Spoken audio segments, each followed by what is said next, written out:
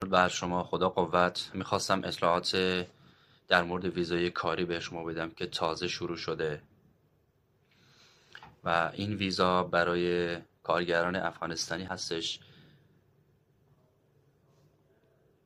که برای همه زونها فعال شده و الان روند کاری شروع شده. هزینه این ویزا رو چیزی که به ما گفتن دوستان 45,000 افغانیه و البته بستگی به شرکت ها داره که ممکنه قیمت ها رو بالا پایین بگن. و اسناد مورد نیاز: اسکن تذکره شما، اسکن پاسپورت شما، اسکن یک قطعه عکس از شما، و اگه قبلا در ایران کارت کار داشتید اسکنش رو میخواد، و اگه برگ سرشماری داشتی، و اینکه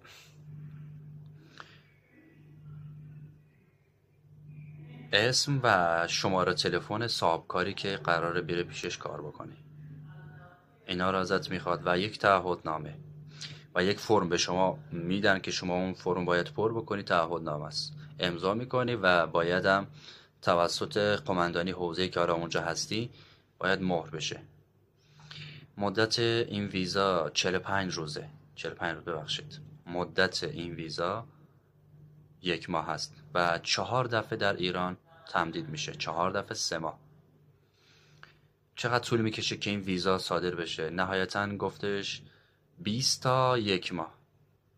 20 روز تا 1 ماه زمان میبره تا این ویزا درست بشه. البته باید قوانونی که الان تازه شده پیش پرداخت میگیرن، یعنی نصفش رو اول میگیره، مابقیش رو خودتون میرید انجام میدید، یعنی پولش رو میگیرن. وقتی ویزای شما تایید شد به شما زنگ میزنن، شما میری کنسولگری و پولو پرداخت میکنی، مابقی پولو، و ویزاتون رو دریافت میکنی. و یکی اینکه شامل خانم ها هم میشه. خانم ها میتونن ویزای کاری دریافت کنن و به شرطی که محرم داشته باشه،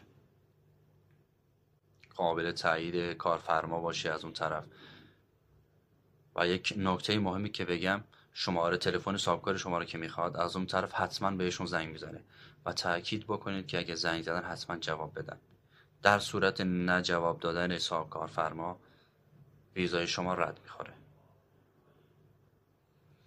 خوشحال میشم ویدیو رو برای دیگران ارسال کنید و بقیه هم از این اطلاعات استفاده بکنن. روزتون بخیر. یا علی.